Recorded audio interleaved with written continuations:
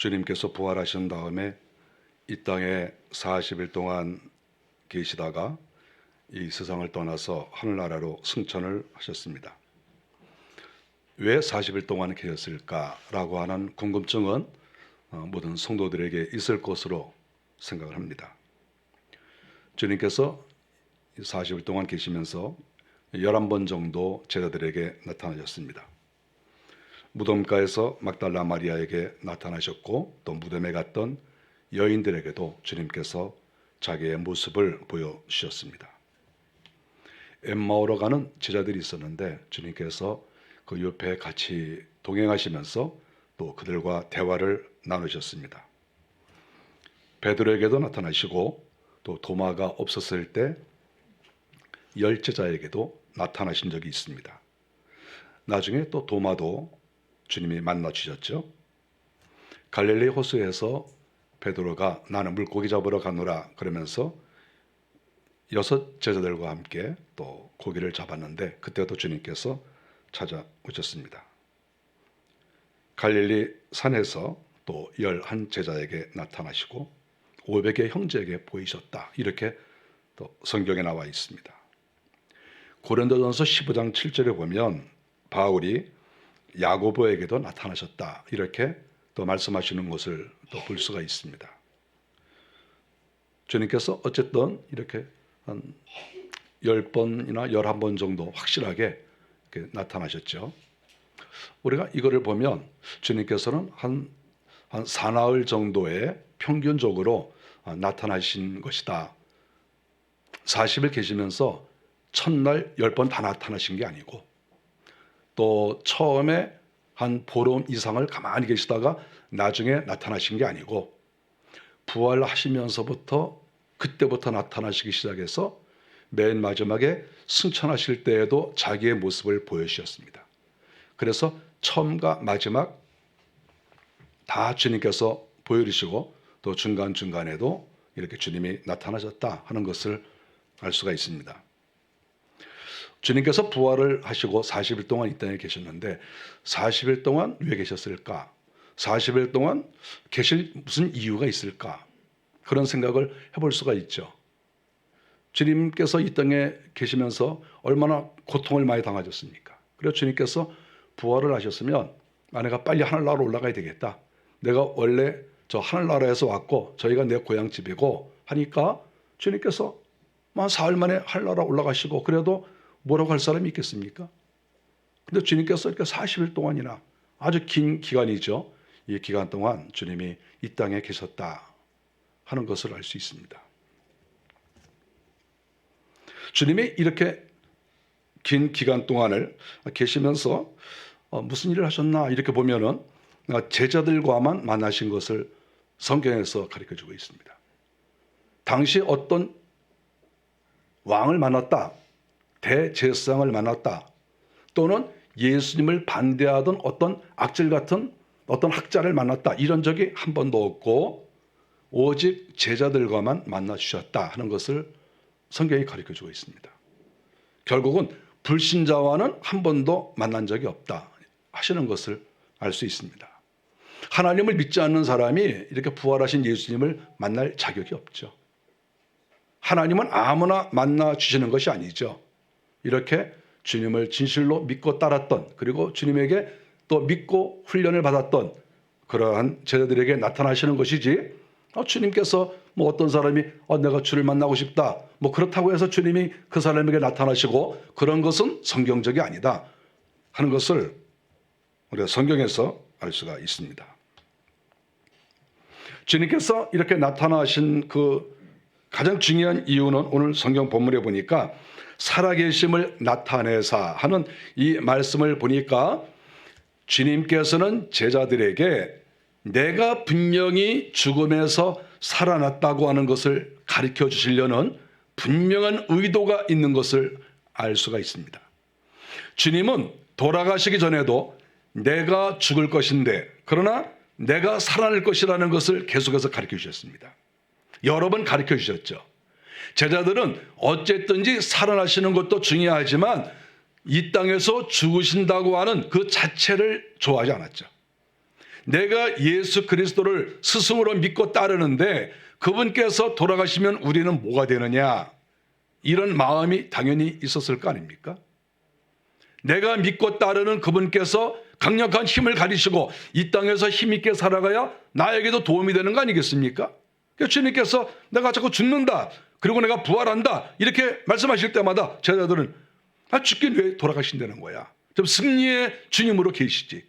또 부활하신다고 하는데 그거야 사람이 죽었다가 부활하는 거 그때 가봐야 하는 것이지, 그것도 뭐 부활 안 하면 그것도 우리는 뭐야? 이런 생각을 할 수밖에 없습니다. 그랬을 때 우리 주님께서 제자들에게 이렇게 10여 회 이상 나타나신 것은, 봐라, 내가 옛날부터 말하지 않았느냐, 내가 전에도 말하지 않았느냐, 나는 죽었다가 부활을 한다.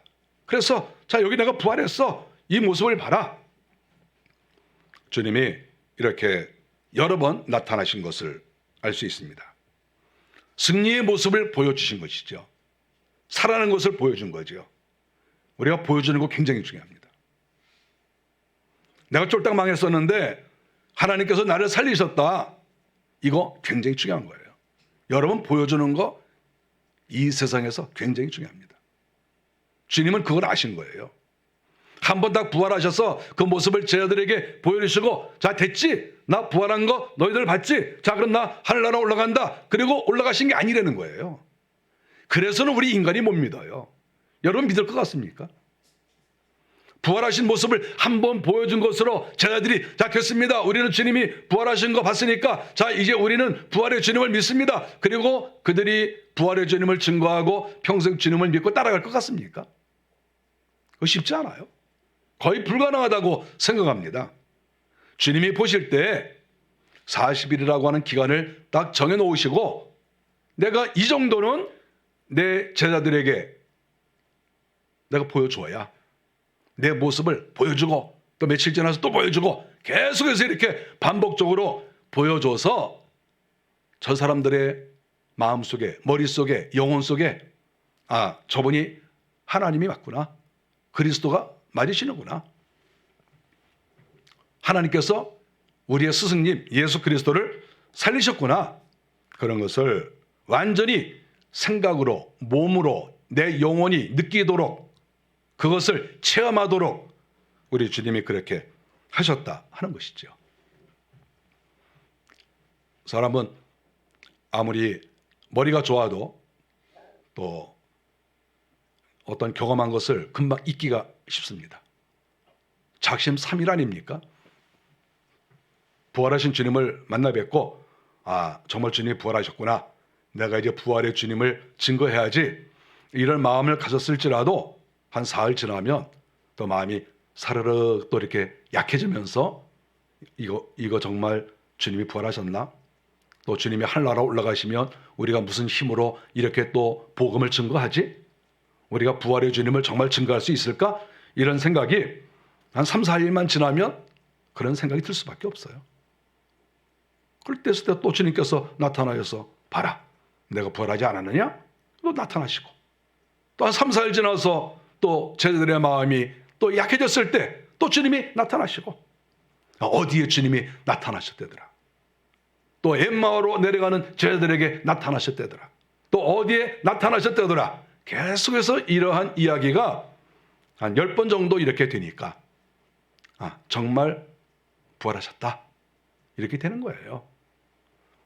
우리가 복음을 증거할 때 우리는 예를 들어서 반복적인 말을 별로 좋아하지 않습니다.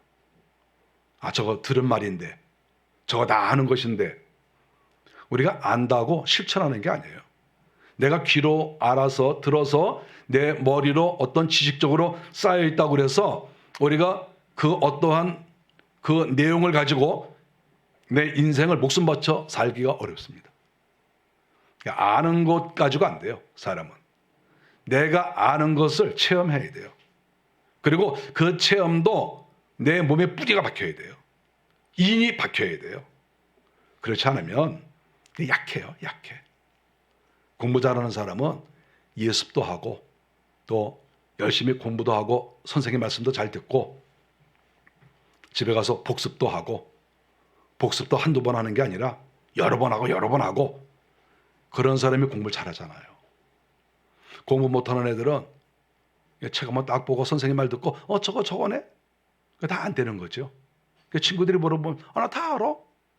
근데 막상 문제 풀려고 하면 안 돼요. 분명히 내가 아는 것 같은데 문제를 풀려고 하면 안 되죠.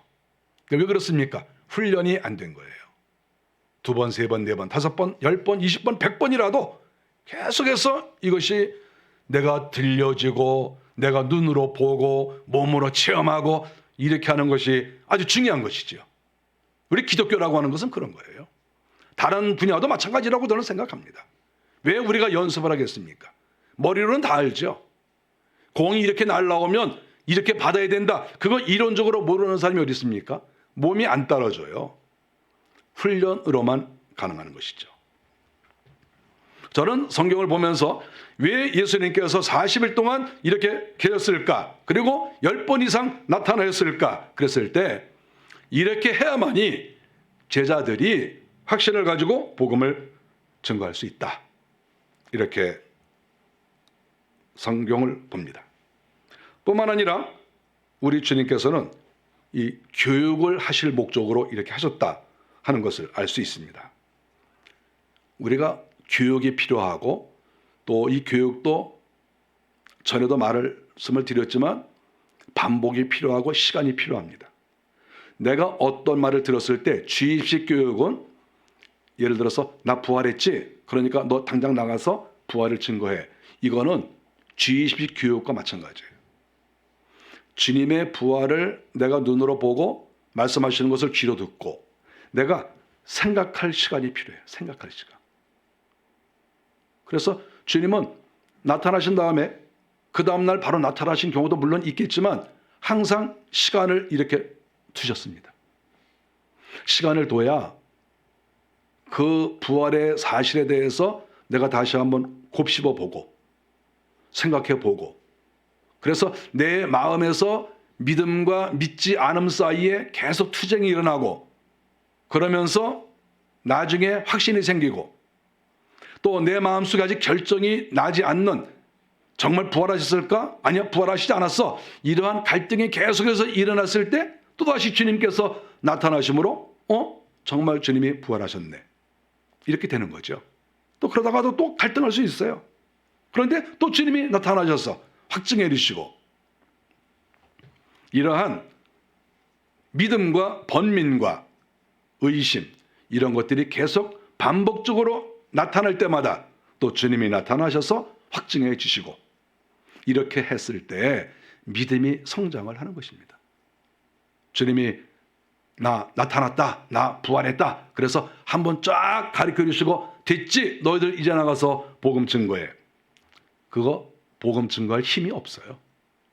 그러므로 주님은 이렇게 시간을 두시고 40일 동안 계속해서 제자들에게 나타나시면서 교육하게 하시고 또 그들이 생각할 시간 스스로 마음속에 예수 그리스도가 부활하셨다. 우리는 부활의 증인이 되어야 되겠어. 이러한 마음을 가질 수 있도록 시간적 여유를 우리 주님께서 주셨다 하는 것을 알 수가 있습니다. 베드로 같은 경우도 우리가 잘 알지 않습니까? 요한복음 21장 1절 이하에 보면 부활하신 주님을 여러 번 보고 나서도 마음이 약해져서 나는 물고기 잡으러 가노라 이렇게 해서 6명의 제자들을 데리고 갔던 것을 우리가 알지 않습니까? 내가 아무리 눈으로 보고 귀로 들어도 마음이 약해질 경우가 많거든요. 바로 그러한 것을 우리 주님이 다 아시고 인간의 연약함을 우리 주님이 얼마나 잘 아시겠습니까? 그러므로 계속해서 확인이 필요하고 확증이 필요하고 또 연단이 필요하고 그래서 그 사람이 연단 가운데 스스로 확증을 얻는 그러한 시간을 우리 주님께서 주셨다고 하는 것입니다. 우리 주님께서 이 교육을 하실 때 이 교육의 내용은 무엇이었을까? 오늘 성경 본문에 보니까 하나님 나라의 일을 말씀하시니라 이렇게 가르쳐 주셨습니다. 하나님 나라의 일을 말씀하신다. 하나님 나라의 일. 포괄적이죠. 하나님 나라의 일이라는 것은 너무나 많습니다. 하늘나라는 어떤 곳인가? 우리가 어떻게 구원을 받는 것인가? 우리가 회개는 왜 해야 되는 것인가? 우리가 마귀와 싸울 때 어떻게 싸운다는 말인가? 우리가 주님 앞에 충성했을 때 하나님께서 우리에게 어떠한 은혜를 베풀어 주시는가? 이러한 하나님 나라의 일을 주님께서 가르쳐 주신 것이죠. 주님은 성도들에게 이 땅에서 잘 사는 법을 가르쳐 준 것이 아니죠. 하나님 나라의 일. 하나님의 사람들이 알아야 될 일들이 무엇이겠습니까? 하나님 나라의 일을 잘 알아야 되는 거예요. 교회의 지도자들은 하나님 나라에 대한 일을 잘 알아야 돼요.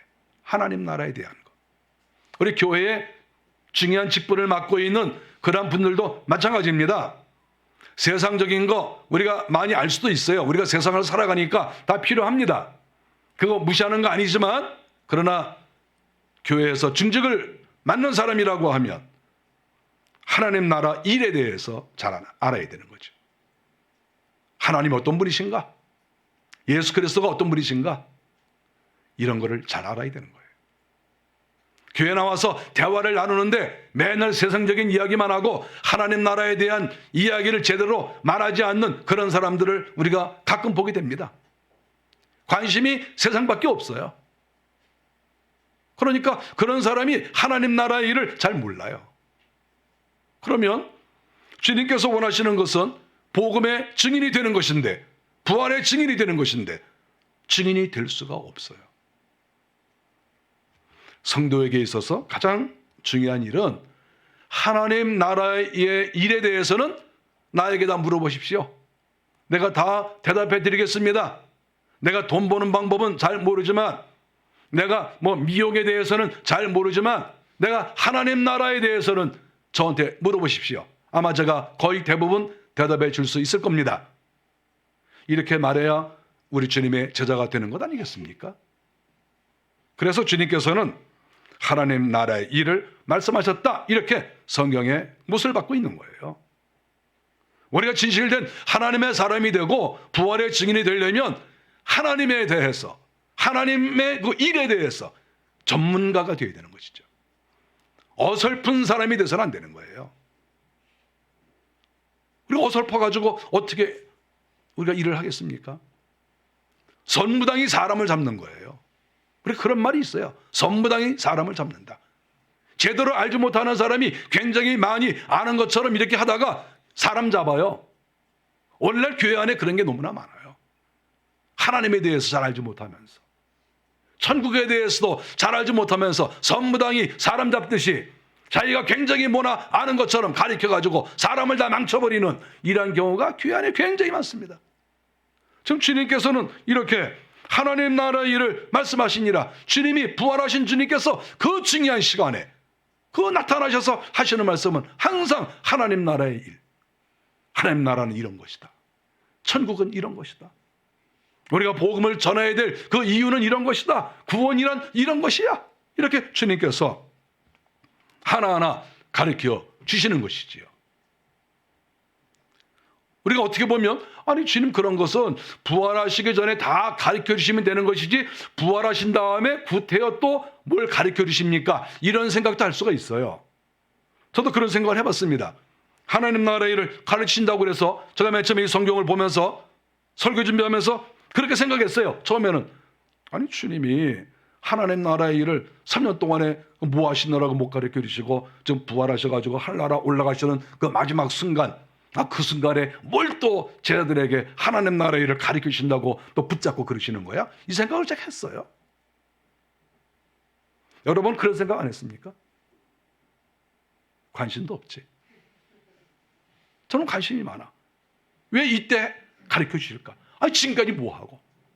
아니 하나님 나라에 대해서 얼마나 시간이 많았는데 그땐 뭐 하시고 좀 부활하셔가지고 다 지금 제자들 지금 깜짝 놀라 있고 주눅 들고 있고 미래에 대해서 걱정하고 있는 아주 이러한 그 중요한 순간에 말이죠. 주님이 거기 오셔가지고 그 시간에 또 하나님 나라에 대해서 내가 또 가르쳐 주겠다 이렇게 말씀하실 때 이게 도대체 상황에 맞는 교육일까? 이런 생각이 들 수밖에 없어요. 그래서 저는 이 본문을 보면서 그런 생각을 했습니다. 예수님께서 하나님 나라에 대해서 얼마나 많이 그동안 가르쳐 주셨겠습니까? 그런데 주님께서 죽으시고 부활하시기 전에의 교육과 주님이 죽으셨다가 부활하셔서 예수님의 말씀이 옳다고 하는 것, 행동으로 보여주셨잖아요. 그리고 주님이 신비한 몸으로 바뀌셨습니다. 옛날에 육체를 가지고 있었을 때 가르쳐주는 말씀하고 완전히 신비한 몸으로, 그것도 주님께서 예언하신 대로, 가르쳐 주신 대로 부활하신 그 부활체로서 가르쳐 주셨을 때 그 받아들이는 그 내용이 다르고 자세가 달라요. 은혜가 많이 있는 그런 분이 가르쳐 주시는 거하고 은혜가 없는 사람이 가르쳐 주는 거하고는 달라요. 저는 제 신학교 선배 중에서 한 분을 알고 계시는데, 그분은 40일 금식을, 제가 그분을 만났을 때는 12번을 하셨을 때예요. 40일 금식 12번. 그래서 제가 그분을 진정으로 존경하고, 목사님 정말 존경합니다. 저는 한 번도 못했는데, 또 그리고 죽을 때까지 할 생각이 없어요. 근데 목사님 어떻게 이렇게 12번씩이나 목숨을 거셨습니까? 그분하고 제가 대화를 나누면서 제가 진정으로 존경을 했습니다. 얼마 전에 얘기를 들으니까 그분께서 저를 만난 이후에 7번을 더 하셔가지고 19번 40일 금식을 하셨다는 거예요. 인간도 아니죠. 여러분 인간으로 봅니까? 40일 금식 19번이나 하셨어요. 저는 그분을 생각할 때마다 제 모습이 너무 작아져요. 저 초라해져요, 제 자신이. 아, 내가 이렇게 초라하다. 그분이 그 정도로 했을 때는 하나님께 목숨을 그만큼 많이 바친 것이고, 또 금식할 때마다 하나님께서 은혜를 주셨으니까 그분께서 계속 하시는 것이고, 연세가 70이 넘었는데도 이렇게 하시는 걸 보니까 죽어도 상관이 없다는 뜻으로 하시는 것이고, 여러 가지로 제가 생각을 하면서 정말 이런 분은 대단한 분이다. 그러니까 저는 만일에 이렇게 보통 목사님이, 한 목사님 뭐 이렇게 하십시오 그러면 제 귀에 안 들려요. 솔직히 말해서. 저보다 후배가 말하거나 저보다 뭔가 부족한 가문도 좋지 않은 사람이 저한테 뭐라고 말하면 내 귀에 안 들려. 죄송하지만. 그러니까 나한테 말하지도 마. 그런데 저는 이런 분, 제가 그때 금식 40일 금식 12번 했을 때 제가 그분이 하시는 말씀을 제가 다 들었어요. 목사님 뭐 이러이렇습니다. 예, 그렇습니까? 그리고 제가 딱 듣고, 목사님 그럼 예. 제가 아주 꼼짝 못하고 들었어요. 꼼짝 못하고. 만일에 제가 그분을 또 앞으로 만나게 되면 저는 그분한테 무릎 꿇고 들을 것 같아요. 여러분 그렇지 않겠어요? 고개 바짝 들고 한번 해보세요. 당신도 목사고 나도 목사고 그럼 되겠습니까? 그건 목을 쳐버려야지 그건. 어디서 그 앞에서 고개를 바짝 들고 그 대화를 나누겠어요? 저는 그분을 만나면 무릎 꿇고 들을 것 같아요. 말씀하십시오. 주의 종이 듣겠습니다. 그런 자세가 필요한 거 아니겠어요? 지금 그런 분들이 우리나라에 계세요. 정말 저는 하나님을 정말 잘 믿는, 주님에게 아주 교육을 많이 받은, 영적 교육을 받은 그런 분들이 많이 계시고, 그런 분들과 교제할 때마다 마음이 너무 기쁘고, 또 내 자신의 부족한 것도 깨닫고, 하나님께서 이 시대에 많은 은혜를 주시는구나, 그런 것을 깨닫는 것이지요. 주님께서 죽었다가 살아나셔서 말씀하시는 그 내용은 한마디 한마디가 엄청난 거예요. 그 한마디 한마디가. 그렇지 않겠습니까? 죽었다가 살아나신 분이 말씀하시고, 우리와 육체를 갖지 않고 갑자기 나타나셨다가 갑자기 살아계시는 그런 분들의 말씀, 그 말씀은 몇 번 나타나시지 않았지만 3년 동안 교육한 것 이상의 효과가 있다. 그리고 3년 동안 가르쳐 주신 모든 것들을 종합할 수 있는 그러한 말씀을 하신 것이다. 이렇게 생각할 수가 있어요. 그래서 그 40일이라고 하는 기간은 아주 중요한 그러한 기간이다. 이렇게 생각할 수가 있습니다. 주님께서는 이렇게 하늘나라 올라가시기 바로 전에도 40일 동안 이렇게 특별한 기간을 가지셨습니다. 특별한 기간. 근데 주님은 맨 처음에 복음을 증거하시기 시작하셨을 때 그때도 40일의 금식 기간을 가르쳤습니다. 주님은 세례 요한에게 세례를 받으시고 이 땅에 또 세상에 나타나시면서 40일 금식하신 거예요. 출발도 40일 금식하시고 마지막에 이 땅을 떠나실 때에도 40일 동안 부활의 몸으로 계시다가 하늘나라 올라가신 거예요. 처음과 마지막에 40일의 기간을 가졌어요. 처음과 마지막. 누가복음 4장 1절에 보니까 주님께서 40일 동안 금식하신 이야기가 나옵니다. 금식은 힘든 금식입니다. 하루를 금식하는 것도 힘듭니다. 한 끼를 금식하는 것도 힘들어요.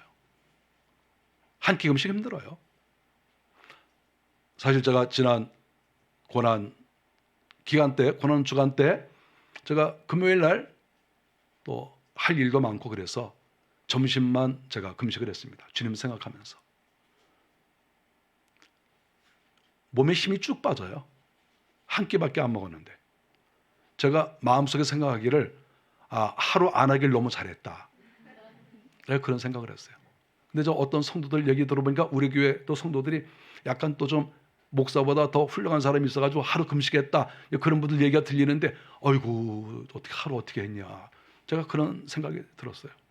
하루 금식할 때 정말 할 일을 잘 감당하고 했을까. 그렇지 않으면 그냥 집에 침대에서 누워가지고 그러면서 또 하루를 보냈을까. 제가 별 생각을 다 했어요. 제가 한 끼 굶어보니까 너무 힘들어. 근데 우리 주님께서도 똑같은 육신을 가지고 계셨는데 그분도 40일 동안 금식을 하셨다. 이렇게 성경에 기록이 되어 있어요. 40일 동안. 그 젊은 우리 주님께서. 모세도 이스라엘 백성들을 애굽에서 인도하시고 광야로 들어가는데 시내산에 올라갔습니다. 시내산에 올라가서 신명기 9장 9절에 보니까 40일 동안 금식을 했습니다. 하나님의 일을 하면서 40일 금식을 한 거죠. 모세가 시내산에 올라가서 40일 동안 뭐 했겠습니까? 하늘을 본 거죠. 가만히 굶은 게 아니에요. 하늘을 보고 하나님께서 가르쳐 주신 대로 성막을 짓고 또 십계명을 가지고 오고 엄청난 일을 한 거죠. 하나님께 내 목숨을 바치고 이렇게 곡기를 끊고 기도할 때 하나님께서 그에게 은혜를 주시지 않겠어요? 그 은혜 안 주시겠습니까? 저도 옛날에 일주일 금식을 한번 해봤는데 금식을 이게 3일 4일째 지나가니까 정말 죽을 것 같아요. 그런데 신기한 거는 기도를 하고 또 밤에도 이렇게 잠을 자면서 주님을 생각하면서 이렇게 기도를 하는데 뭔가 환상이 보이고 뭔가 내가 영적 체험을 하는 느낌이 들어요. 이게 뭔가 있구나 이게. 내가 금식하면서 하나님만 바라보고 시간을 보내니까 뭔가 있네. 이렇게 뭐 자세하게 말하기도 어렵고 또 그렇게 신비한 걸 본 건 아니니까 이렇게 말하기는 어렵지만 그래도 아는 거예요. 제가 젊었을 때인데 뭘 알아요. 이게 우리 뭐가 있구나 이게. 신비한 뭐가 있구나. 모세는 40일 동안 천국을 다 본 거예요. 하늘나라의 일을 다 본 거예요. 그러니까 성막을 만들지 않았습니까? 치수를 딱 가르쳐 주면서 이렇게 해라. 무엇을 만들어라. 그거 하나님께서 가르쳐 주지 않았으면 천국을 보지 않았으면 그걸 어떻게 합니까? 그거 자기 마음대로 한 거 아니에요? 다 천국을 그 원형으로 보고 한 거예요. 성막이라는 건 모형이에요, 모형. 그 원형이 다 있잖아요, 하늘나라에. 모세는 어쨌든 이렇게 금식을 40일 동안 하면서 영적으로 깊은 그런 체험을 했다는 것을 알 수가 있습니다. 우리 주님께서도 40일 금식을 하시면서 여러 가지로 준비를 많이 하셨으리라고 생각합니다. 하나님께서 예수님에게 나타나셔서 힘을 주시고 능력을 주시고 앞으로 해야 될 일을 가르쳐 주시고 이때 당시에 주님은 제자들을 선택하는 것이 없거든요. 그때 우리 주님께서 누구누구를 선택해라. 하나님께서 가르쳐 주시고 너 앞으로 이렇게 해야 된다. 이런 영적 교제를 우리 하나님과 한 것 아니겠습니까? 영적 준비도 하시고 미래에 될 일도 하나님께서 가르쳐 주시고 이런 거를 40일 동안 다 준비하신 거예요. 성경에 보니까 우리 주님께서 그때 줄이셨다고 했습니다. 마태복음 4장 2절에 보니까 주님께서 줄이셨다. 배가 고프신 거예요. 주님은 배고픈 것을 느끼지 못하시는 게 아니에요. 주님은 하나님이시니까 괜찮으시겠지. 그렇지 않습니다. 우리와 똑같은 성정을 가리셨습니다. 그래서 배가 고프세요. 바로 이때 마귀가 와서 시험했다는 이야기를 우리가 잘 알지 않습니까? 마귀가 와서 이 돌들을 떡이 되게 하라, 내게 절을 하라, 그리고 성전 꼭대기에 데려가서 네가 뛰어내려라, 여러 가지 마귀가 시험을 했습니다. 우리 주님께서 이 시험을 이기셨어요. 성경은 이것을 중요하게 이야기하고 있습니다. 주님께서 하나님의 사람으로 메시아로서 이 땅에서 활동해 나갈 때 40일 금식 기간을 통해서 하나님과 깊은 교제를 나누고 메시아로서 준비를 하고 그리고 마귀의 결정적 시험 3가지를 이기게 하면서 자격을 갖춘 거예요. 예수님이 만일에 마귀의 이 3가지 시험을 한 가지라도 이기지 못했다고 하면 예수님은 온전한 스승이 되기가 어렵습니다. 주님께서 내가 이 돌들로 떡을 만들어 먹으라고 그랬는데 주님께서 내가 요거는 안 먹었는데 뭐 나한테 뭐 절하라, 성전에서 뛰어내려라, 그것을 만일에 예수님이 하셨다, 하나라도 못 지켰다, 그러면 예수님은 온전한 스승이 될 수가 없는 거죠. 스승이라는 게 무엇입니까? 스승은 알아야 되는 거예요. 알아야 돼. 우리가 모든 것에다 스승은 될 수가 없죠. 그러나 자기 전공 분야에 대해서는 알아야죠. 예를 들어서 고등학교 3학년 학생을 가르치는 선생님이 계신데 선생님이 어떤 교과 과정의 그 내용을 잘 몰라서 학생들이 선생님 이게 뭡니까? 그럼 잘 모르겠는데 만일에 그게 대학 시험에 그 문제가 나면 어떻게 해요? 그럼 그거 누가 책임을 집니까? 그거 누가 책임져요? 이 스승이라는 거는 이거는 책임을 져야 되는 거예요.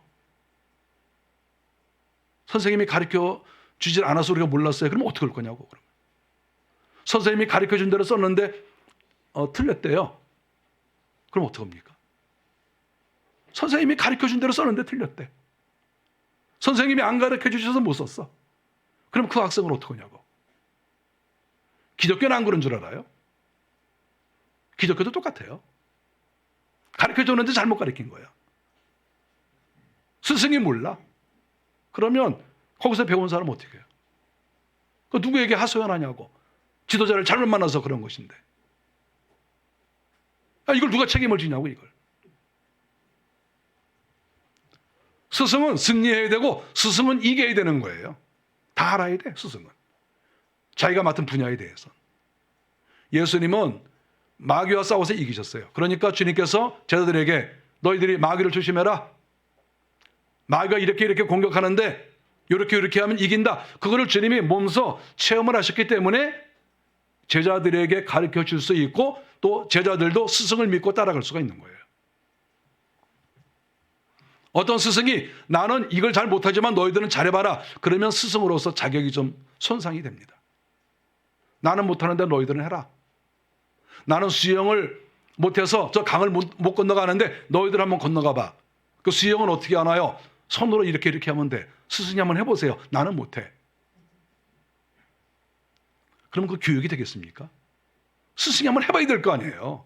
손은 이렇게 하는 것이다. 뭐 이렇게 하는 것이다. 아주 섬세하게 손가락까지도 이렇게 붙여야 된다. 뭐 떨어뜨려야 된다. 뭐 이런 것까지도 해야 그 제자들이 딱 보고 이렇게 해서 건너갈 거 아니에요. 나는 잘 못하지만 너희들 건너가 봐. 그게 무슨 스승이에요? 그게? 나는 체험을 못했지만 너희는 체험을 해봐. 그게 스승입니까? 그게 스승이에요? 그게? 자기도 못하면서 누굴 가르쳐? 뭘 가르쳐? 자기도 못하는데. 예수님께서 40일 동안 금식하시면서 하나님과 깊은 교제를 나누시고 그리고 마귀의 시험도 이기신 거예요. 그러니까 주님께서 떳떳하게 당당하게 너희들 마귀의 시험이 있겠지만 이렇게 이겨라. 내가 이겼다. 내가 이긴 거 봤지? 내가 이긴 거 너희들 알지? 너희들도 이겨. 아무리 잘 지도해도 잘 못 따라오는 게 제자들이지만 어쨌든 스승은 그 분야에 대해서 이겨야 되고 정통해야 된다. 그것을 우리 주님께서 보여주신 거예요.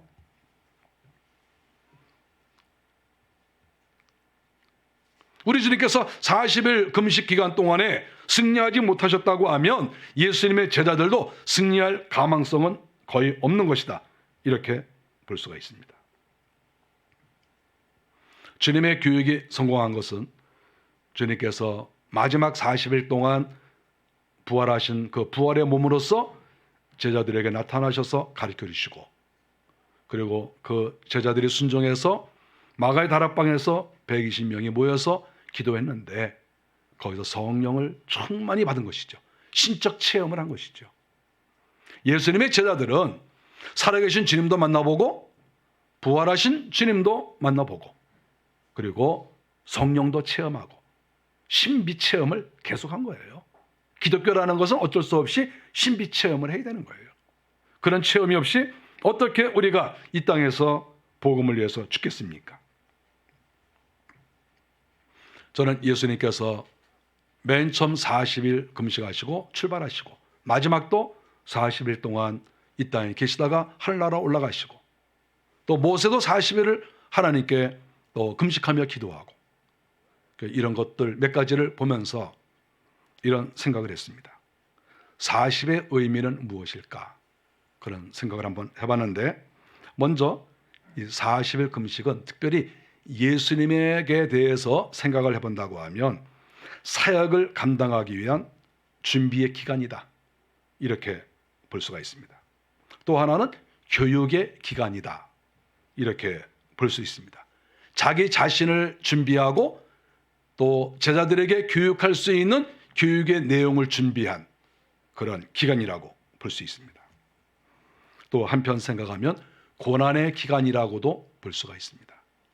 주님은 40일 동안 금식하시면서 고통을 겪으셨습니다. 배고픔의 고통 다 주님이 겪으셨죠. 그래서 이 40일이라고 하는 것은 이 고난의 기간으로도 볼 수가 있습니다. 이스라엘 백성들이 하나님 앞에 불순종함으로 인해서 40일 동안 광야에서 고생을 했습니다.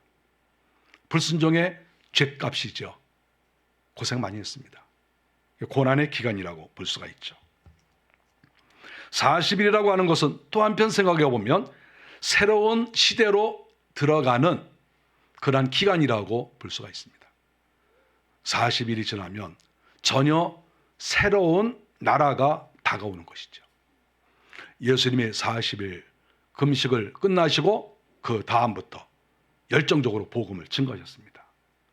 주님이 40일 동안 제자들을 만나시고 여러 번 나타나셨는데 40일이 지나고 나서 주님이 새로운 시대로 들어갔는데 하늘나라 올라가셔서 만왕의 왕이 되시고 보좌에 앉으셔서 온 세상을 통치하시는 그분이 되었다고 하는 것입니다. 40일은 그래서 어떻게 보면 준비의 기간이고 어떻게 보면 교육의 기간이고 어떻게 보면 고난의 기간이고 어떻게 보면 또 새로운 시대로 들어가는 그러한 기간이다. 이렇게 볼 수가 있습니다. 저는 성도들을 생각할 때마다 요 네 가지 범주 안에서 생각을 해봅니다. 어떤 분을 생각하면서 이분은 사역자가 되기를 원하고 있는데 준비가 잘 되어 있는가? 그런 생각도 해보죠. 왜냐하면 이 40일은 준비의 기간이니까. 하나님 앞에 잘 준비되고 있나? 어떤 사람에 대해서는 자기 자신을 교육하고 또 다른 사람을 교육해야 되는데 교육을 잘하고 있을까? 이런 생각도 해봅니다. 고난을 받는 분을 생각할 때에는 우리가 고난받는 분들이 많이 있잖아요. 그랬을 때 고난을 받고 있는 분을 생각할 때 지금 이분을 한 사람을 놓고 40일이라고 가정을 하고 이분이 지금 고난의 첫날, 둘째 날, 셋째 날을 지나고 있을까? 20일쯤 지나고 있을까? 39일쯤 갔을까? 이런 생각도 해봅니다. 예배 끝나고 질문하지 마세요. 저한테 와서 목사님 저 며칠째예요? 그러지 마세요. 다 대답하기 어려워요. 그런 생각을 하는 거예요. 이 40일이라고 하는 것은 이스라엘 백성에게도 고난의 기간이었고 금식이라고 하는 정말 힘들고 어려운 기간이고 다 이 어려운 기간이거든요. 그랬을 때 사람들마다 이 기간을 다 통과한 분도 있죠. 나 이제 40일 끝났어. 40일 금식 기간 끝나고 열심히 복음을 증거하는 중이야. 40일 동안 지나고 나 하늘나라 올라가서 어떤 위치에 있어. 다 끝나신 분들도 계시고 아직 도중에 계신 분들도 계시고 그렇겠죠. 그 고난의 기간 또는 교육의 기간, 준비하는 기간, 그 기간이 빨리 끝나는 것이 좋지 않겠습니까? 어차피 고난이 있으면 고난 받아야 되고 준비할 게 있으면 준비해야 되고 또 교육을 받아야 될 게 있으면 교육을 받아야 되고 어차피 그 기간은 우리에게 필요합니다. 그 기간이 지나면 새로운 시대가 옵니다. 나에게 어려움과 슬픔과 고난이 있더라도 이 기간이 지나면 주님이 나에게 새 시대를 열어주신다. 새로운 시대가 내 앞에 펼쳐질 것이다. 이것은 성경적이니까 이런 마음을 가지시고 40일의 기간, 각자에게 있는 40일의 기간들을 잘 지내시기를 바랍니다. 기도하겠습니다.